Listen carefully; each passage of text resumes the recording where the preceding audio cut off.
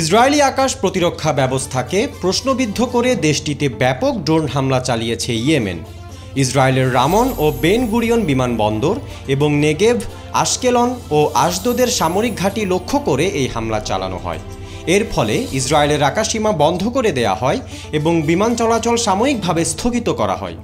হামলায় 2 জনের আহত হওয়ার খবর জানিয়েছে ইসরায়েলি গণমাধ্যমগুলো।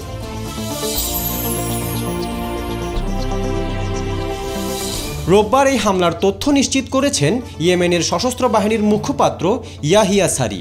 তার দাবি, ইসরায়েলি ও আমেরিকান প্রযুক্তির আকাশ প্রতিরক্ষা ব্যবস্থাও এই হামলা প্রতিহত করতে ব্যর্থ হয়েছে। সফলভাবে লক্ষ্যবস্তুতে আঘাত হানে ড্রোনগুলো।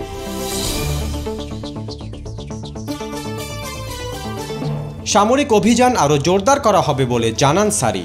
ফলাফল যাই হোক না কেন, গাজার প্রতি সমর্থন থেকে কোনোভাবেই সরে আসবে না তারা। গাজায় আগ্রাসন বন্ধ না হওয়া এবং অবরোধ না ওঠানো পর্যন্ত ইয়েমেন তার সমর্থনমূলক অভিযান অব্যাহত রাখবে।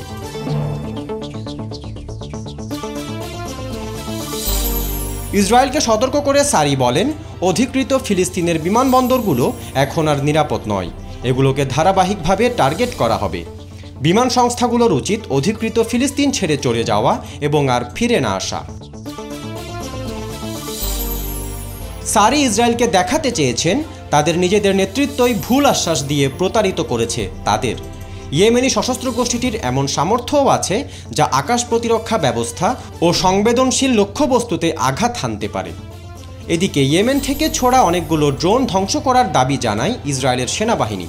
তবে বিমানবন্দর ক্ষতিগ্রস্ত হওয়ার কথা স্বীকার করলেও কতটা ক্ষতি হয়েছে তা স্পষ্ট করে জানানো হয়নি। বিমানবন্দরের কার্যক্রম আবার পুরোপুরি চালু করা হয়েছে বলে জানিয়েছে কর্তৃপক্ষ।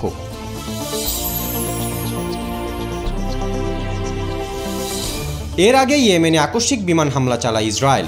এতে নিহত হন হুতি প্রধানমন্ত্রী আহমেদ গালিব আল রাহাবি সহ ইয়েমেনের বেশ কয়েকজন মন্ত্রী।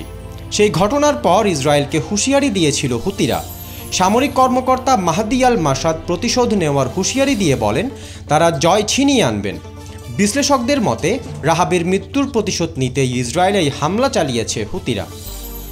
গত মে মাসেও হুতিদের ছোড়া ক্ষেপণাস্ত্র ইসরায়েলের বেন গুরিয়ন বিমানবন্দরের কাছে আঘাত হানে। ওই হামলায় আহত হন অন্তত 4 জন। এতে বেশ কয়েকটি বিমান সংস্থা ইসরায়েলে বিমান পরিষেবা স্থগিত রেখেছিল। Desk report, B news 24।